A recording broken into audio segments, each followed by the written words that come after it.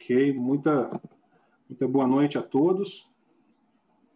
A Escola Superior da Magistratura do Estado de Goiás se sente muito honrada e lisonjeada com a presença do professor Tércio Sampaio Ferraz Júnior,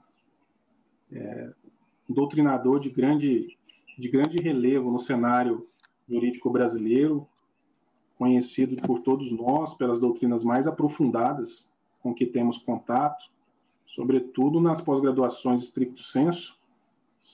Seus textos são mais lidos ainda. O professor Tércio Sampaio atua como professor titular da PUC de São Paulo, professor aposentado da USP e é professor emérito da Faculdade de Direito da USP de Ribeirão Preto. O professor Tércio é graduado em Filosofia, Letras e Ciências Humanas, bem como em Ciências Jurídicas e Sociais pela USP, doutor em Filosofia pela USP e pela Johannes Gutenberg Universität de Mainz. Não sei se pronunciaria assim, depois me corrija.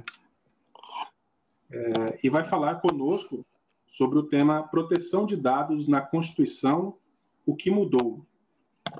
Então, professor Tércio, muito obrigado por essa aula magna que o senhor nos brindará. É muita a nossa satisfação. Seu nome foi muito veiculado entre nós para tratar de um tema tão delicado também. E obrigado mais uma vez pelo seu aceite. Então, o espaço é todo seu, professor. Muito obrigado pelo convite. Iniciando imediatamente, não? O tema que eu gostaria de abordar é justamente o que teria mudado na Constituição em termos de proteção de dados. Como é conhecida, a proteção de dados ela está principalmente no inciso 12 do artigo 5º, quando fala da inviolabilidade de dados. Aí se garante sigilo de dados, mas a expressão é a inviolabilidade de dados. Não são apenas dados que são invioláveis, mas ali há mais espaço para falar também da inviolabilidade da correspondência, da inviolabilidade da telefonia, da telegrafia, etc. Mas, enfim, circunscrevendo-me à inviolabilidade de dados, nós deveríamos começar com o disposto no inciso 12 do artigo 5º. Não? Existe nesse artigo uma questão importante quando ele menciona a possibilidade de, apesar dessa inviolabilidade, dela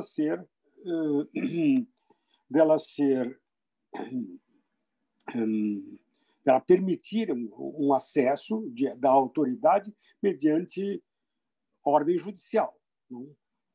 Em torno disso, não? A questão é saber o que significa esse acesso aos dados, o que significa a possibilidade de chegar até os dados.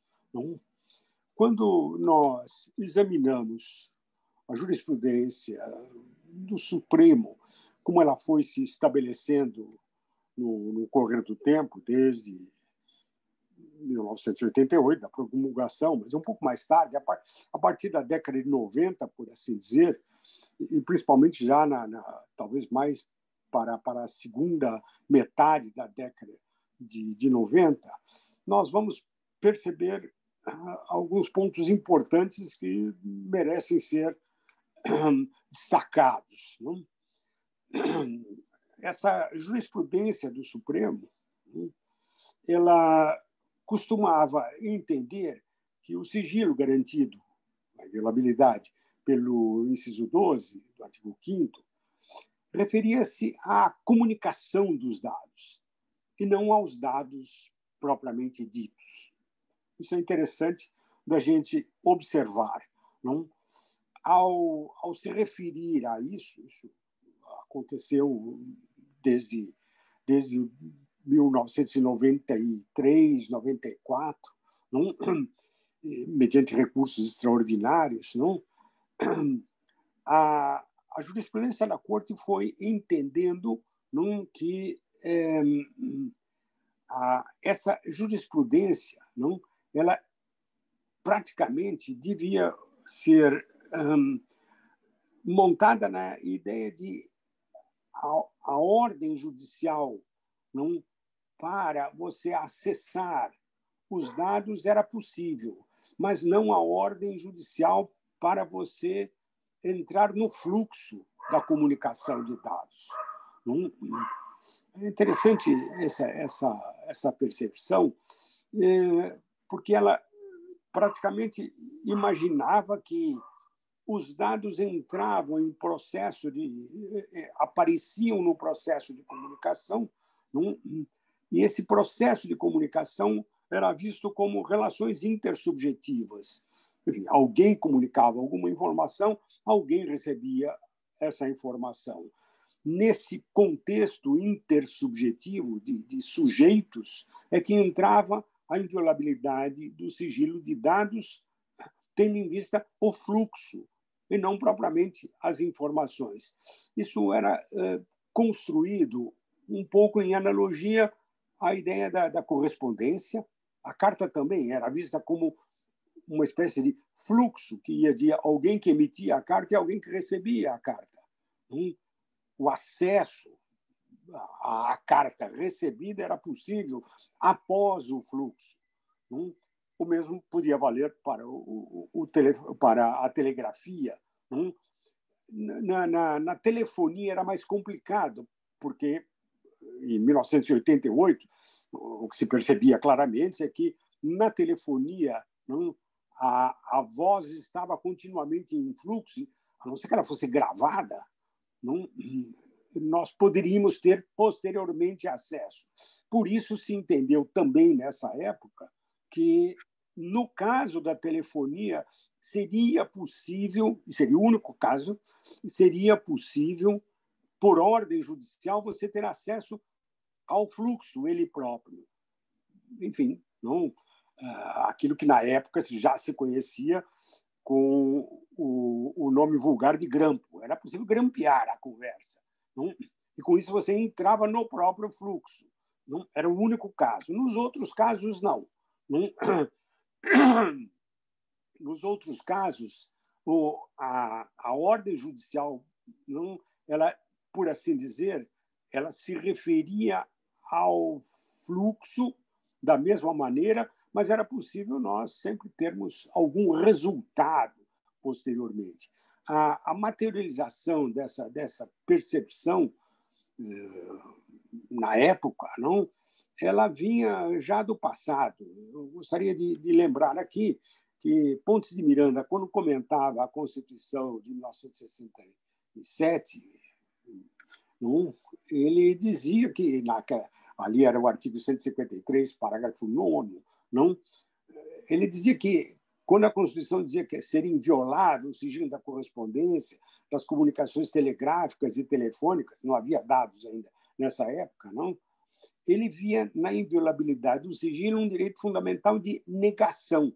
Ele chamava isso de liberdade de negação. Isto é, o que se percebia é que a comunicação era vista como uma relação intersubjetiva, e o que se protegia era a possibilidade de alguém negar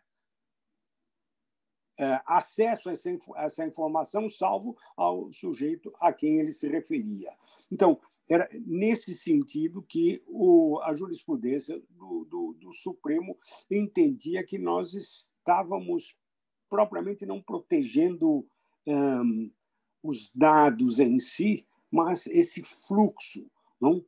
Bom, isso aconteceu em várias situações.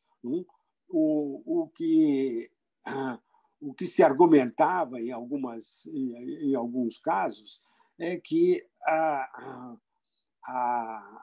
tese da inviolabilidade do sigilo de comunicações, mas não dos dados armazenados, era uma tese vencedora. Basicamente, eu me lembro dos votos importantes nesse sentido, do ministro Sepúlveda Pertence, também do ministro Francisco Rezec, não? Acentuando esse aspecto. Não? A ideia fundamental, não? É de que o inciso 12 do artigo 5º não precisava, para a sua quebra, uma ordem judicial, mas o que estava protegido pelo 12 era o fluxo. A ordem judicial poderia perfeitamente ocorrer quando os dados estavam, por assim dizer, então, armazenados. Do mesmo modo que ocorria, por exemplo, com a correspondência. Bom, essa posição não, nos levava a pensar que os dados em si, não, eles podiam ser armazenados. E, de fato, não, o que se entendia é que eles eram armazenados em computadores, no hardware. Não?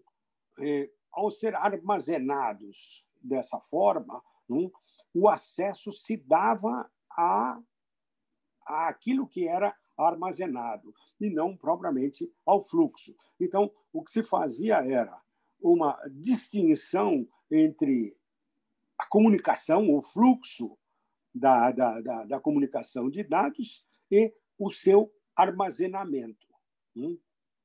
Tudo, repito, em analogia com a correspondência ou a telegrafia, principalmente. Então, a proteção ocorria mediante a pressuposição de que nós falávamos em fluxo de um lado e o armazenamento dos dados de outro lado. Então, em resumo, nós estávamos falando de intersubjetividade, nós estávamos falando de um direito subjetivo de negação, como dizia Pontes de Miranda, isso é, a possibilidade do sujeito dizer para quem ele quer mandar a sua informação e excluir os outros. Em terceiro lugar, nós estamos pensando nos dados como aquilo que se armazena dentro de um computador, mas que, antes disso, não, aparece no correr de um fluxo. Isto é basicamente algo que se comunica. Não? Bom, esta foi a forma pela qual o Supremo Tribunal Federal entendeu a inviolabilidade da comunicação de dados nos termos da Constituição. Isso valeu por toda a década de 90, praticamente, e alcançou a primeira década do século atual, não? De 2000 até 2010, por aí. Não, vamos dizer assim, uma Constituição não é apenas aquilo que está escrito, ela também é aquilo que é entendido. Não? E o entendimento era a partir desses 3 elementos que eu mencionei. Pois bem, o que aconteceu nesse meio tempo? Aconteceu que a percepção da tecnologia e a forma de nós entendermos, afinal, o que era dado e o que era a comunicação de dados foi se revelando em outros aspectos. Não? O que a gente começou a perceber, não, olhando agora do ponto de vista tecnológico, não, é que a analogia com a comunicação por carta, a analogia com a comunicação via telegrama, ou mesmo via telefone, não era possível de ser feita com essa tranquilidade. Não? Quando eu falava em carta, telegrama ou telefone, não, nós estamos falando em fenômenos físicos que eram portadores de uma significação. Não? No caso da carta, a escritura. No caso da telegrafia, a pontuação do código Morse. No caso da telefonia, a voz. Não? enfim, nós estamos falando de fenômenos físicos. Então, a escritura refletia a palavra, não? A voz refletia a palavra, e mesmo a pontuação do código Morse, toda vez que eu era capaz, que nós transformávamos isso em algo inteligível, nós caímos de novo na palavra. Não?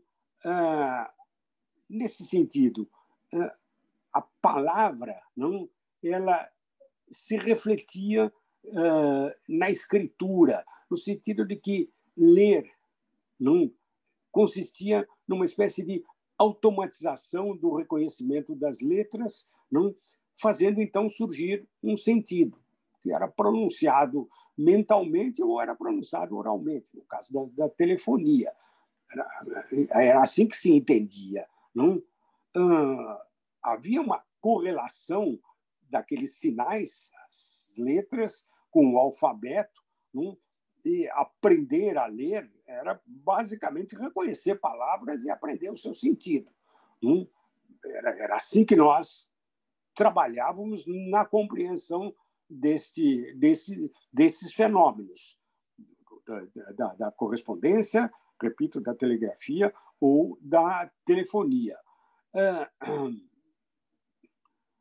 Nesse sentido, dava para entender como é que se dava a proteção desses instrumentos. A carta podia ser envelopada, e era assim que você protegia o conteúdo. O telegrama podia ser fechado, não, até com um grampo, como a gente costumava receber antigamente. Não?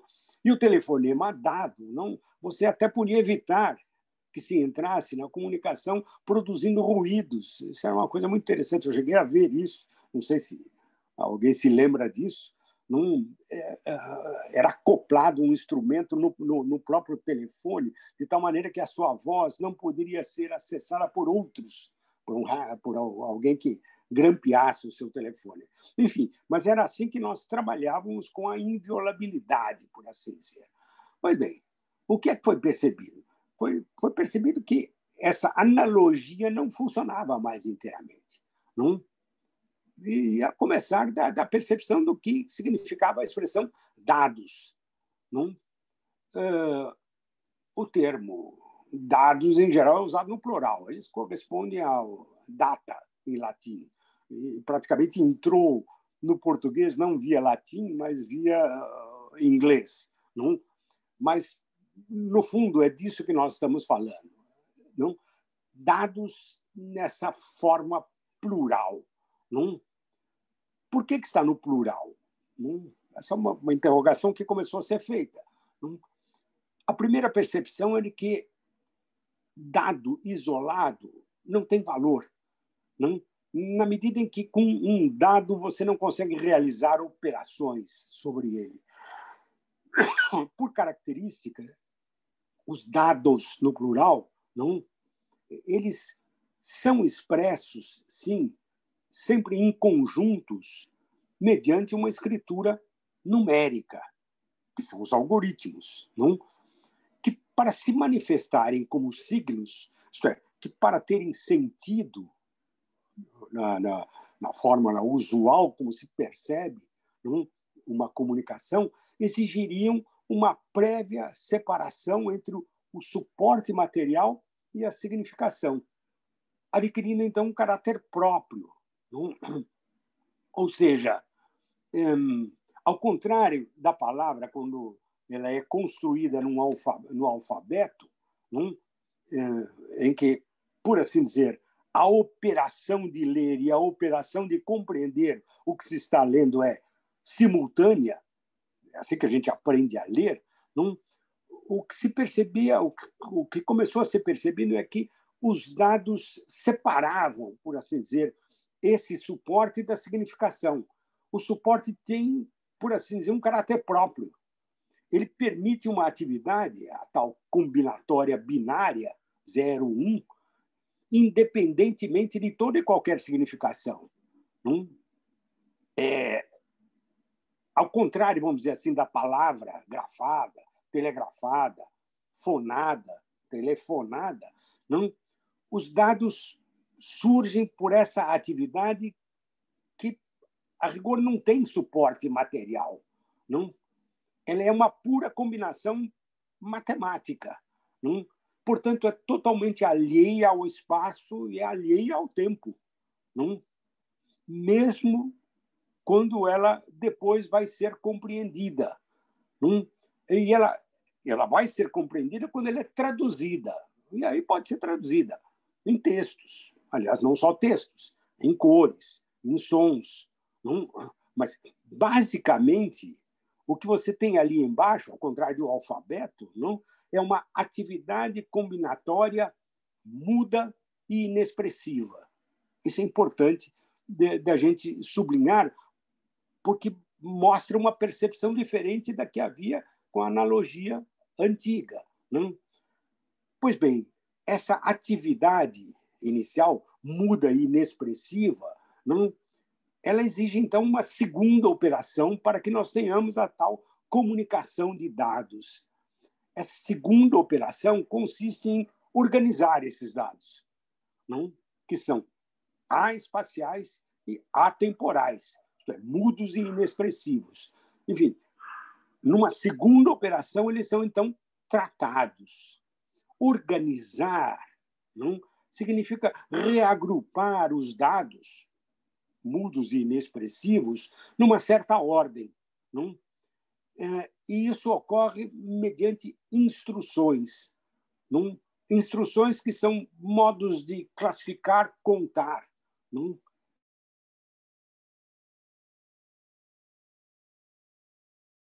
É aquilo que a gente chama de programa. Sem o programa é impossível ler, entre aspas, os dados. Não? De todo modo, é preciso sublinhar que as séries praticamente infinitas de 0, 1, não? Que permitem as combinatórias mudas e inexpressivas, não? Que ocorrem mediante as combinações, não? Essas séries em si mesmas são inacessíveis ao cérebro humano. A gente não chega lá, é diferente do alfabeto. Não? O cérebro humano só tem acesso mediante programas. Mas aqui vem também um outro aspecto importante. Os programas também são séries de combinatórias numéricas. Não? E, por essa razão, a rigor, eles não passam de listas de instruções, uma espécie de receita que deve ser seguida toda vez que haja dados a ser tratados. Não? Então, o que distingue um programa do outro é apenas essa variedade de tarefas que se atribuem aos programas. Um é estatístico, o outro é musical, o outro é texto. É assim que a gente lida. Não? Mas eles também são combinatórias, por assim dizer. Com isso, nós entramos na comunicação e naquela visão tradicional que teve o Supremo Tribunal Federal, da distinção entre a comunicação e o armazenamento, a chamada memória do computador. Não? O que se protegia era o fluxo, não? Mas não o armazenamento. Pois bem, quando se percebeu o modo como os dados aparecem, não? O que se percebeu é que nós estamos lidando, por assim dizer, com, na falta de uma expressão, com uma espécie de não-coisa. Não dava para lidar com isso como se eu estivesse lidando com um alfabeto, não? Ou com uma pintura, ou com os sons de uma música. Não era bem isso. E, portanto, quando eu falava da memória do computador, não dava para imaginar que os dados estavam ali armazenados como uma carta dentro da gaveta. Impossível pensar nisso.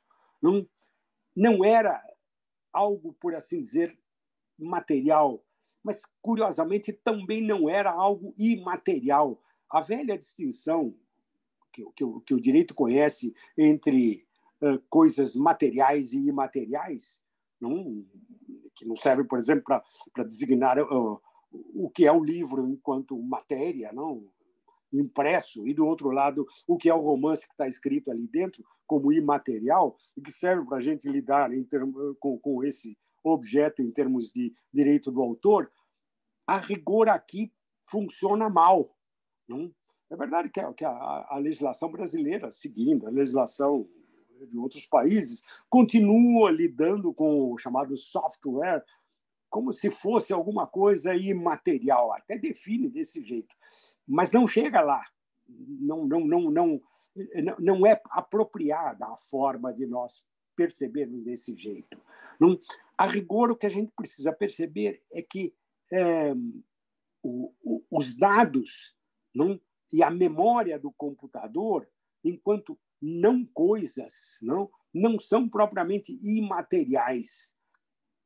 E não são imateriais porque, a rigor, eles não são consumíveis. Isso é uma coisa interessante. Não?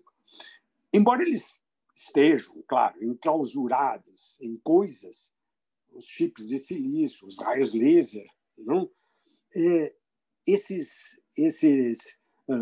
Essas não coisas, elas não são um objeto de uso. Isso é interessante, é importante a gente ter isso, não? Elas não estão, por assim dizer, ao alcance da mão. Elas não são manipuláveis, embora estejam disponíveis. Não? O que precisa ser feito é acionar, por assim dizer, os programas. Não? E isso ocorre mediante esse neologismo que nós chamamos de acesso. Não? A palavra pode ser entendida no sentido físico. Não? Você tem acesso a uma documentação que foi entregue no gabinete do juiz. Não? Só que esses dados, o acesso que nós temos a eles, mediante o computador, não é do mesmo jeito. Não? Nós, por assim dizer, nesse campo, dada a inexistência de qualquer limitação de natureza física, não? Por assim dizer, o uso por alguém não tem como ser excluído por outro. Não? Ou seja, ao contrário do que acontece com a comunicação, as outras, a correspondência, a telegrafia, não? No caso da comunicação de dados, não? Essa possibilidade de exclusão da qual nos falava Pontes de Miranda, não? Esse direito essa liberdade negativa, a liberdade de você dizer para quem que vai a sua comunicação e para quem não vai, quem é que está excluído, no plano dos dados funciona mal. Esse conceito funciona mal nesse plano. Não? De fato, não, é até complicado conceitualmente nós delimitarmos quem é o alguém que se comunica com alguém. Não? Pensando na base, não? Naquela base de não coisa, enfim, os algoritmos e os programas, é difícil você delimitar o alguém que se comunica com alguém. Não? A noção de sujeito que se comunica com outro sujeito se revela, até certo ponto, não inteiramente adequada. Não? O que ocorre nessa comunicação? Uma ideia que, às vezes, aparece é a ideia que nós estaríamos lidando com uma espécie de comunicação coletiva. Toda uma coletividade se comunica. Não? É a ideia da web, não? Enfim, dessa grande rede. Mas a web não é propriamente um sujeito coletivo. Não? A noção de sujeito, mesmo em termos coletivos, de sujeito coletivo, não funciona inteiramente. Ou seja, o espaço da ação, não, nesse processo de comunicação de dados, não, ele é, por assim dizer, se nós quisermos usar a velha expressão, livre, independentemente da ação de um em relação ao outro. Ou seja, o espaço, para usar a nomenclatura tradicional, o espaço de ação para um sujeito não ele é relevante na medida em que permite uma comunicação com os outros, mas não nos termos tradicionais. Isto é, em que um é livre na medida em que o outro impõe um limite a essa liberdade. É a velha expressão da liberdade, como a liberdade de um termina onde começa a liberdade do outro. Não? Isso vale para o mundo físico. Nesse mundo, isso não funciona, por assim dizer. Não? E não funciona porque, por assim dizer, não existe a possibilidade de nós fazermos essa delimitação em termos de uma intersubjetividade, por assim dizer. Não? Pois bem, quando nós pensamos desse modo, não, o armazenamento, aquilo que a gente chama de base de dados, não, também muda de sentido. Não? Para começar, não, em si mesmo, esse armazenamento adquire uma outra expressão. Não? Quando a gente pensa em armazenamento no mundo físico, não, obviamente a gente pensa na fixação de um meio tangível, uma impressão, não, enfim, um livro impresso, não? Em que a ideia de armazenamento permite nós pensarmos em expressões do tipo o documento original e cópia. Isso funciona nesse mundo físico. É assim que a gente trabalha no mundo físico. Não? De tal maneira que o armazenamento se dá mediante meios tangíveis. Não? Ora, quando a gente entra nesse mundo digital, no mundo dos dados, não, essa ideia não, de que nós trabalhamos com algo que ali fica e que pode ser uma cópia ou pode ser um original, não funciona também inteiramente.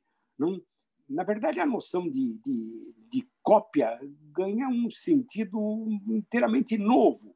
Não, é diferente daquilo que a gente chamava de cópia original anteriormente.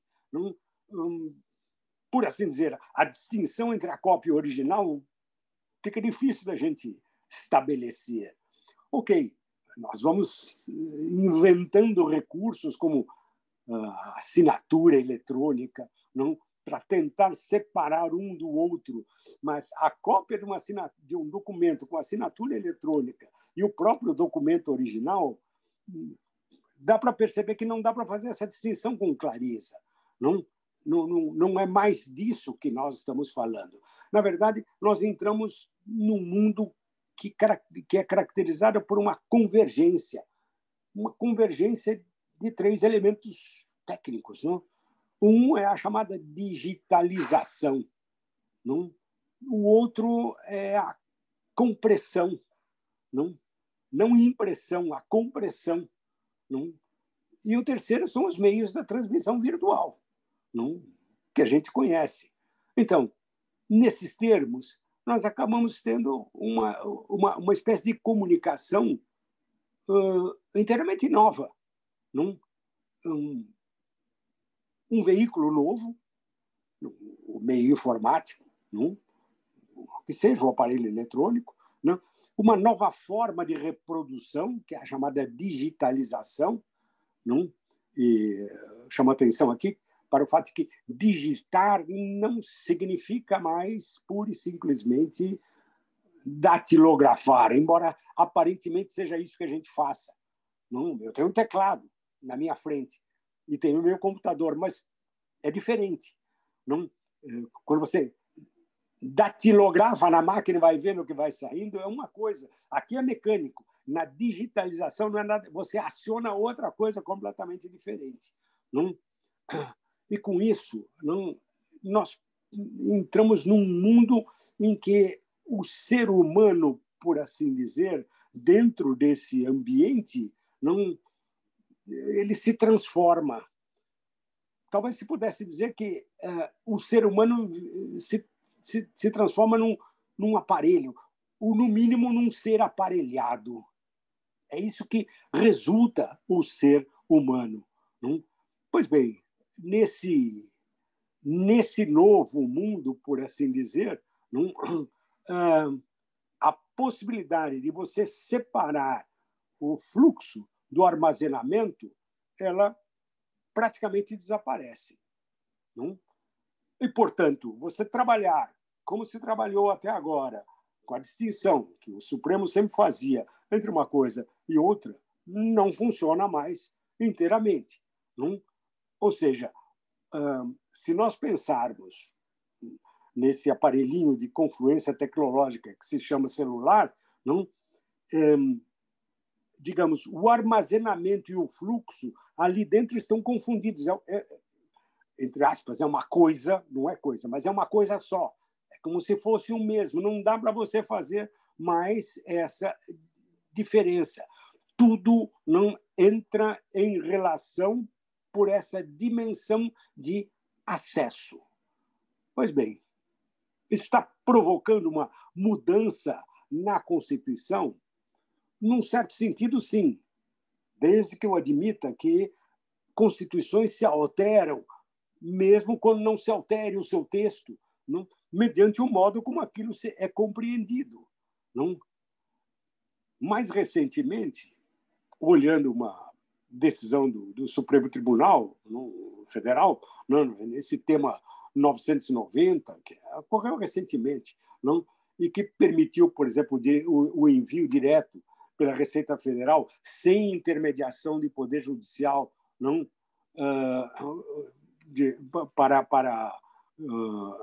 não só da notícia crime ao Ministério Público, mas de todo o conjunto de documentos, inclusive os intimamente relacionados com a situação econômica e financeira, por exemplo, de uma empresa. Não?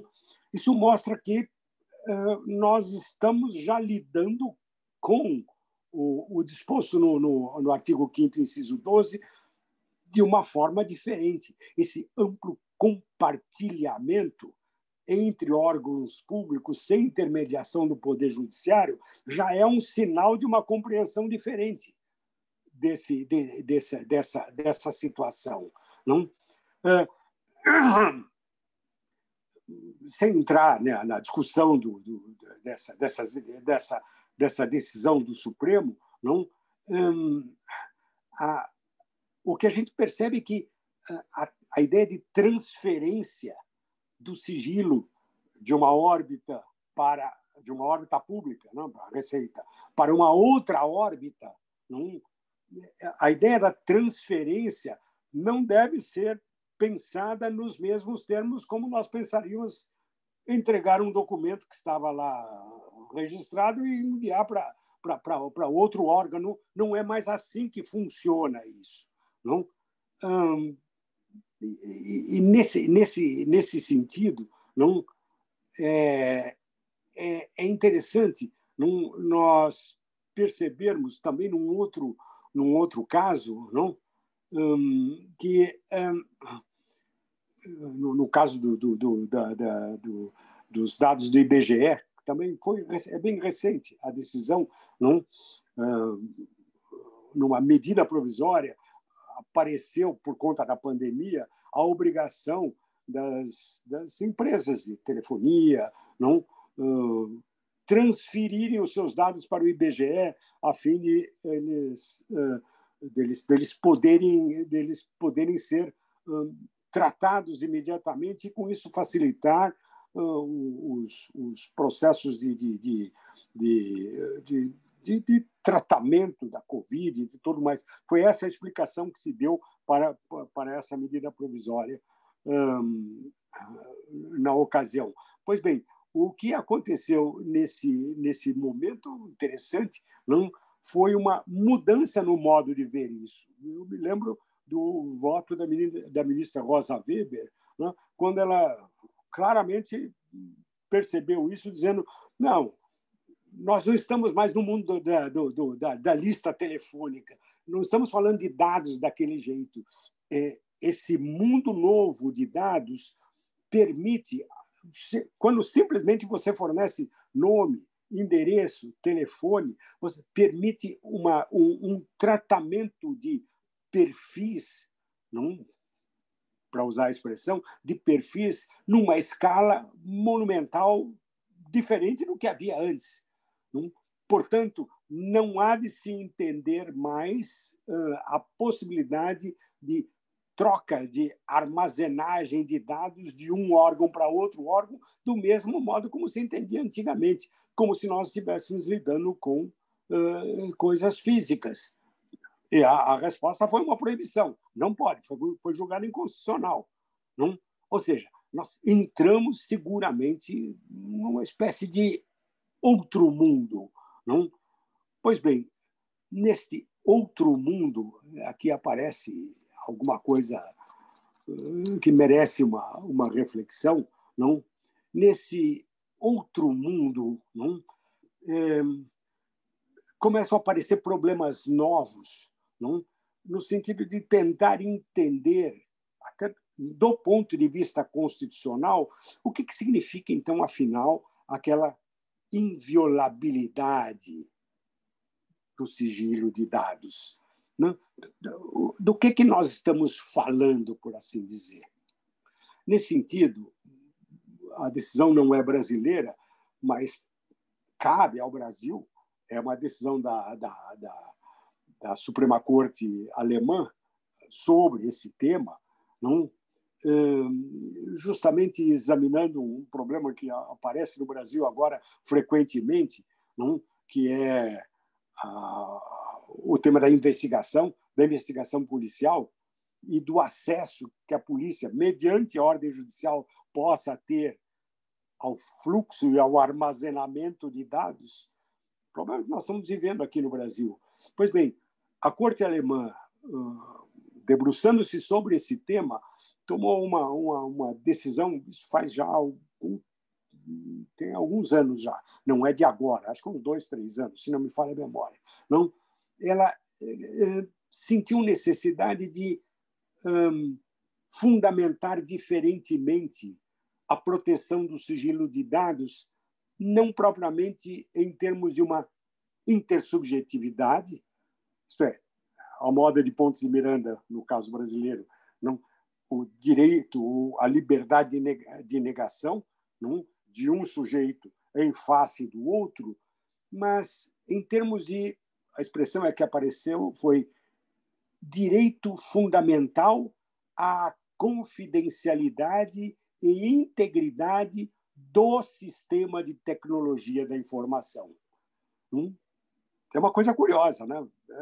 É uma tentativa de alcançar o problema por uma outra via. Isto é, ao invés de nós olharmos a comunicação em termos intersubjetivos, o que se olha é, por assim dizer, a confidencialidade e integridade do próprio sistema de comunicação. E, com isso, o direito à privacidade, que é o que está protegido na Constituição, mediante a inviolabilidade do sigilo, o direito à privacidade acaba... direito à privacidade enquanto livre desenvolvimento da personalidade e, portanto, liberdade negativa, etc., isso nos moldes antigos, não? Ele passa a conhecer, por assim dizer, uma extensão nova, não? Uma espécie de direito fundamental à confidencialidade e integridade do sistema de informação, da tecnologia de informação. E isso para barrar a implantação de um sistema de acesso privilegiado da parte do Estado. Um modo de você lidar com esse tema. Não? Esse entendimento, não? De certo modo, ele esclarece problemas como esse que nós estamos vivendo hoje, ligados à possibilidade de sanção, de suspensão, até mesmo de proibição das atividades de uma plataforma. Isso aconteceu recentemente. Essa fórmula que aparece na jurisprudência da Alemanha, ela se encaixa bem aqui dentro. Aliás, na decisão, no caso, eu me lembro que o ministro Lewandowski apelou para o princípio da proporcionalidade, dizendo não dá para suspender todo o funcionamento do sistema. Não? Ele apelou para a proporcionalidade. Do ponto de vista dessa integridade e confidencialidade do sistema, o que se protege é ainda a privacidade, mas de uma forma completamente diferente. Não? Pois bem, nesses termos, aqui aparece um outro aspecto importante de nós refletirmos. Não? Até agora, mesmo em termos de proteção ao sigilo de dados, a ideia era de comunicação como intersubjetividade. Pois bem, o que está acontecendo nesse momento? De certo modo, nós estamos percebendo que a noção de intersubjetividade não funciona mais. Não? Na ideia de intersubjetividade, não, era como se um agente, enfim, um sujeito de posse de bens informáticos, seu computador, etc., se comunicasse com outro agente, com outro sujeito, por meio desses instrumentos. Essa era a ideia antiga. Não? Ou seja, nós falávamos em meio como instrumento. Quando nós percebemos a mudança, enfim, a mudança da percepção, quando nós percebemos que dados é essa outra coisa da qual eu falei, essa não coisa, a noção de instrumento não funciona mais. Não? Na verdade, quando a gente fala de comunicação por meio de, não é bem mediante, não é instrumento, mas é em meio de. A comunicação não se dá por meio de, mas em meio de. Não? Isto é, não é instrumento, é ambiente. Não? E se é ambiente, por assim dizer, não? Nós estamos dentro dele. E por isso que aquilo que tem que ser protegido é esse conjunto. E nesse conjunto, a noção de intersubjetividade falece, num certo sentido. Nós entramos num mundo que eu chamaria de transsubjetividade. Na transsubjetividade, por assim dizer, você não consegue identificar claramente subjetividades. Eu volto a dizer, não? Quem é o alguém nesse meio ambiente?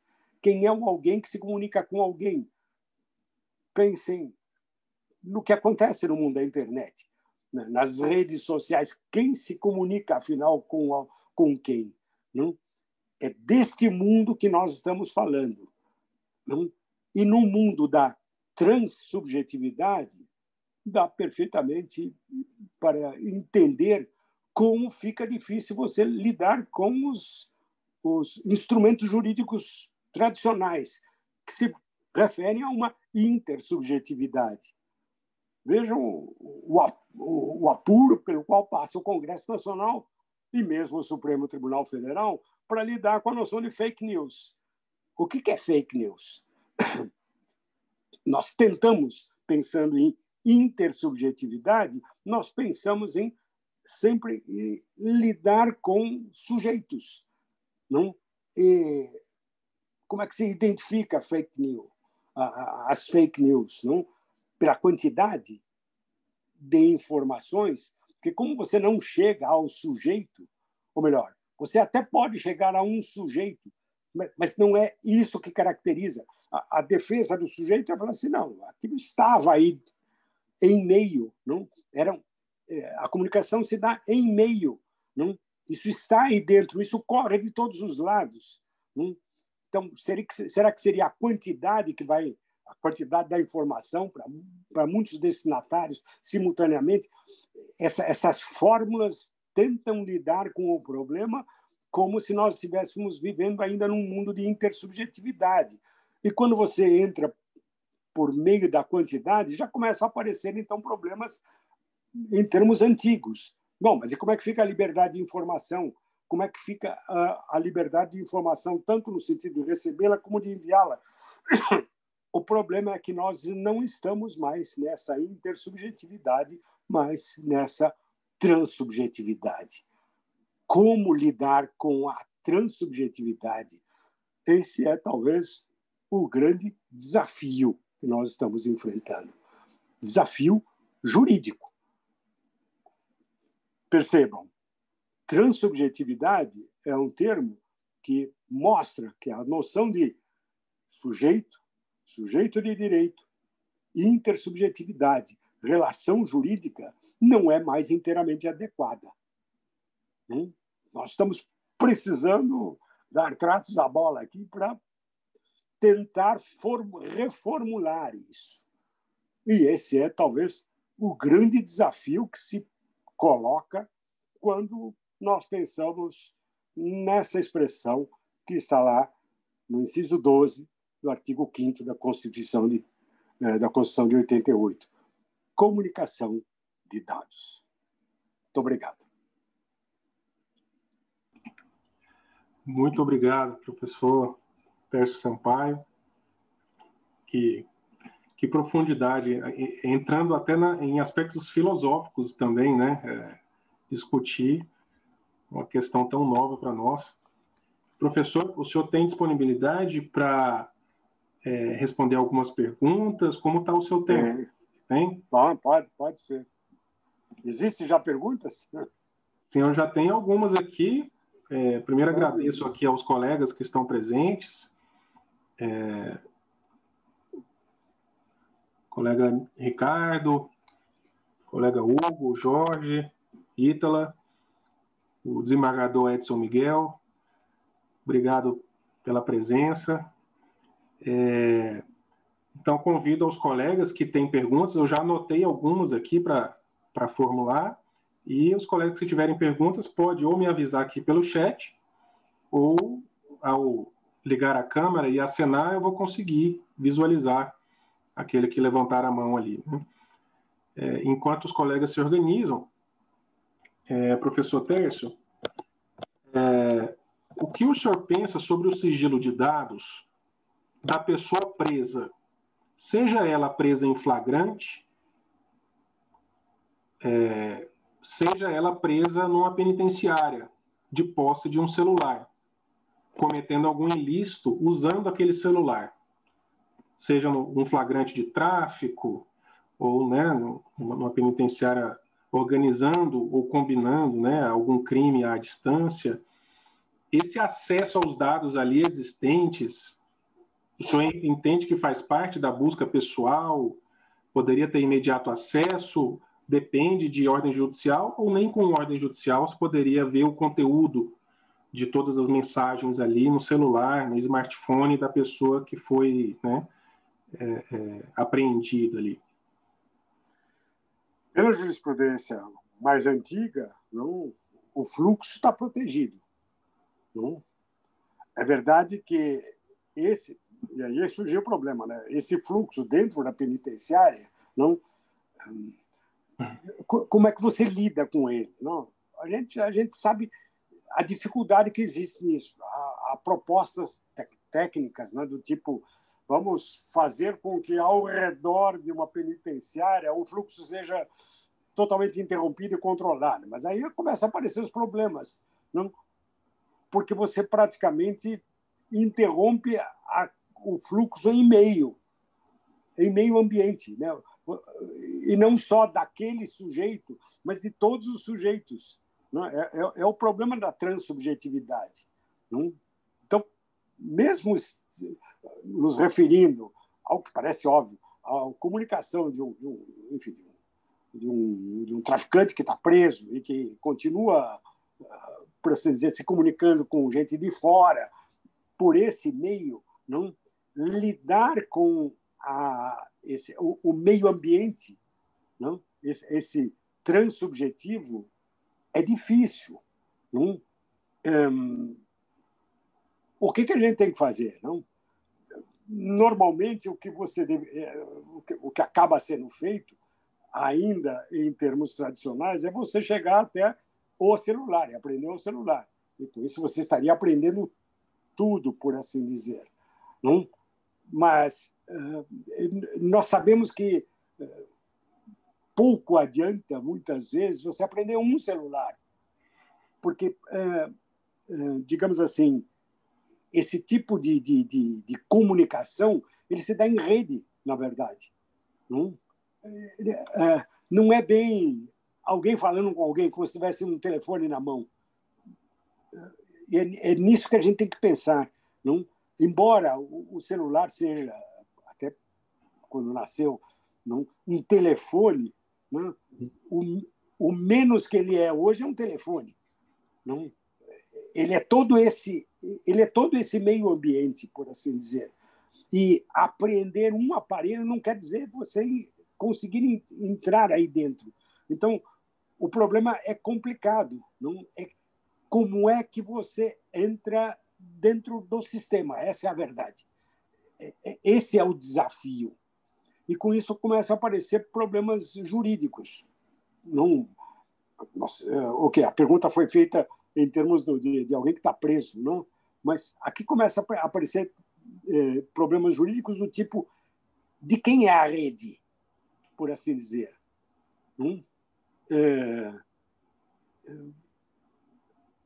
O que significa você entrar na rede, por assim dizer.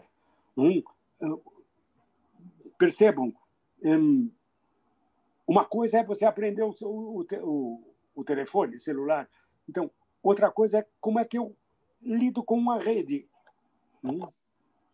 em que fluxo e armazenamento ocorrem simultaneamente. Isso é complicado. A solução que nós temos, técnica, hoje em dia, volto a dizer, é aprender o telefone. Mas nem sempre isso funciona. Até porque, às vezes, você nem sabe de onde é que propriamente vem vindo a informação. A ideia é de que lá dentro da penitenciária alguém com um celular se comunica com alguém que está fora, etc. Só que em termos de comunicação de dados é outra coisa que ocorre. Não é como se alguém tivesse um telefone e ligasse para outro que está lá fora. Isso é telefonia. Na comunicação de dados é diferente. E você entrar nisso significa você acessar a toda essa rede. E aí surge o problema. Como separar um do outro? Como lidar com essa, entre aspas, coletividade em face de uma intersubjetividade? Esse é o drama tecnológico que se reflete juridicamente em termos de o que se aprende, afinal. Busca a apreensão do quê? Do aparelho?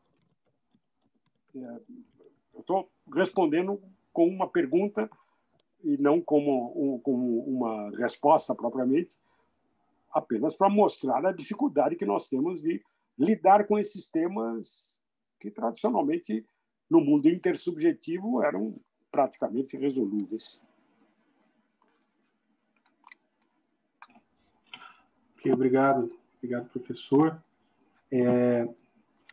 Voltando a um assunto que o senhor comentou sobre a mudança de significado, poderíamos dizer que o seu posicionamento é de que a terminologia dados na Constituição ela teria sofrido, de fato, uma mutação constitucional, ou ainda está em processo, ou não estamos falando disso, não se trata de mutação? Não é propriamente essa ressignificação, né, que o senhor comentou. Não é propriamente uma mutação, não? Talvez seja uma percepção aclarada. Não? Em 1988, eu me lembro, quando a gente olha, por exemplo, para o que diziam os comentadores não, da Constituição, o professor Manuel Gonçalves Ferreira Filho, não, as alusões eram, bom, dados parecem se referir aos computadores, não? Havia mesmo comentadores que diziam que é uma expressão imprópria. Aparece isso nos primeiros comentários, se dizia dados é uma expressão imprópria, porque olhando para aquilo que se colocava na Constituição, do que é que nós afinal estávamos falando? E o entendimento de que nós estávamos falando daquela troca de dados na forma intersubjetiva, foi a primeira fórmula pela qual nós lidamos com aquilo. Então, não é propriamente que a Constituição foi alterada, mas a percepção do que é que estava, afinal, em jogo ali dentro com a expressão dados é que foi mudando. E isso faz com que o sentido da Constituição, aí sim, comece a exigir alargamentos. E aí é uma coisa importante, que foi o que eu disse em relação à corte alemã, que, de repente, começou a olhar privacidade e proteção à privacidade, que a Constituição alemã também tem, e é o nosso inciso 10 do artigo 5º, conjugado com o inciso 12, começou a olhar isso em termos da integridade de toda uma plataforma. Mudou a Constituição?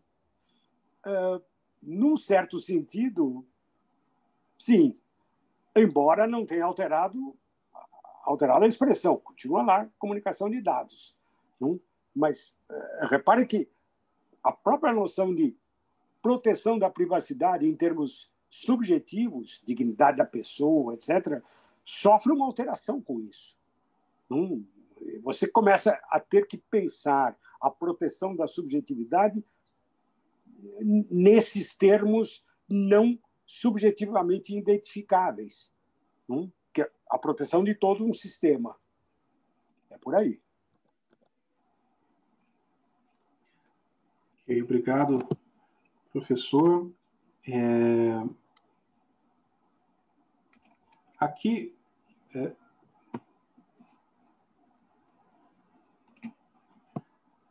assim, fique, professor, à vontade, se o senhor se sentir confortável ou não, né, para responder a indagações um pouco, vamos dizer, polêmicas, talvez. Então, como que o senhor enxerga, tirando, claro, o aspecto ali aspecto formal, de regimento interno do STF ou não, sobre o aspecto material, qual é a visão do senhor sobre o inquérito no STF sobre fake news? O senhor acha que teria cabimento, haveria ilícitos ali, em razão de tudo que o senhor comentou, de não se tratar de relações intersubjetivas? Ele parte de falsa premissa, digamos assim, ou não? O senhor tem alguma... Se o senhor se sentir confortável, claro, fique à vontade também, se não se sentir confortável em responder. Acho que o problema de confortável e desconfortável se refere mais à questão processual, que foi largamente levantada. Se o Supremo podia ele próprio, mas isso é outra coisa. Isso é problema de processo. A questão que se põe para o Supremo, como para o Legislativo, é como é que eu lido com fake news. Eu volto ao que eu já disse, quer dizer, não vejo nenhum problema de conforto e desconforto. A questão é dizer o que é, afinal, isso. Não? É uma informação fraudulenta? Não? Se for isso, é fácil lidar. Mas se eu pensar em informação fraudulenta ligada a um sujeito que transmite a um outro ou a uma comunidade, não? Eu estou pensando em termos de alguém dizer alguma coisa, enfim, dizer uma mentira. Não, nós estamos lidando com isso.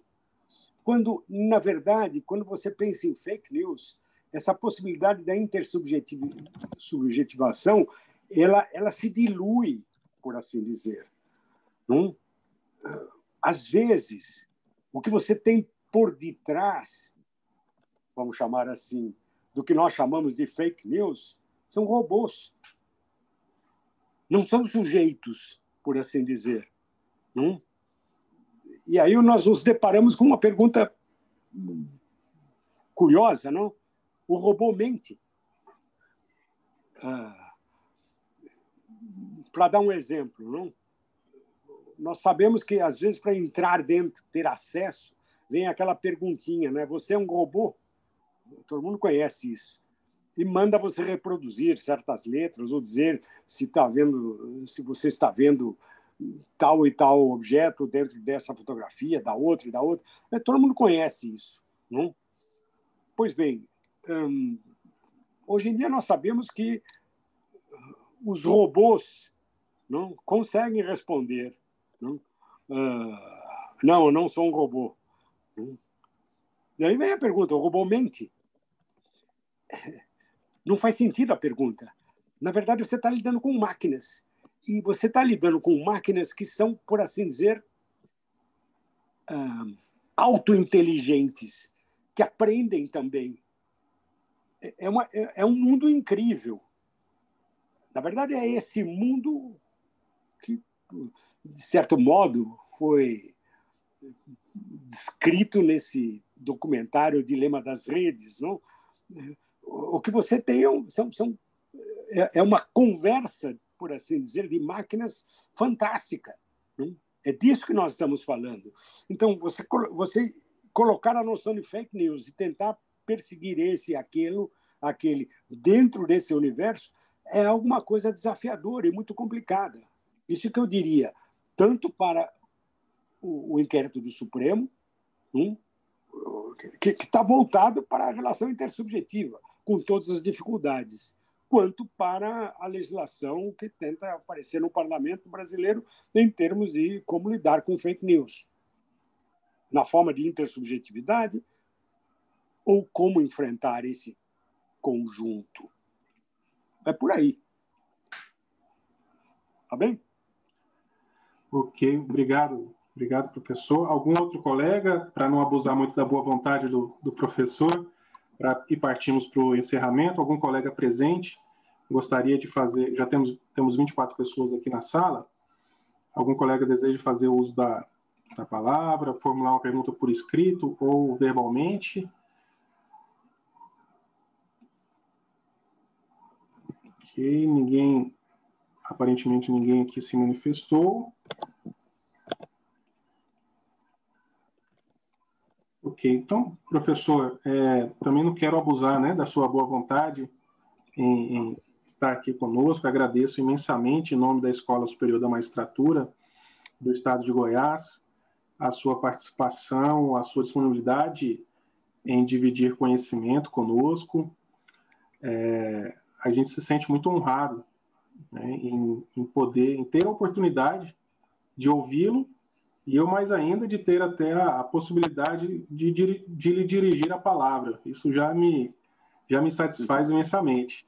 O senhor é um ícone, né, no direito constitucional, no direito público, na hermenêutica,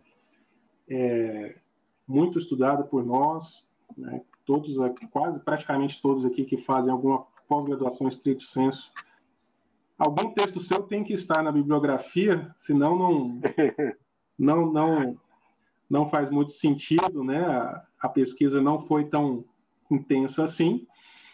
E agradeço também aos demais colegas, aqueles que nos ouvirão futuramente através do YouTube.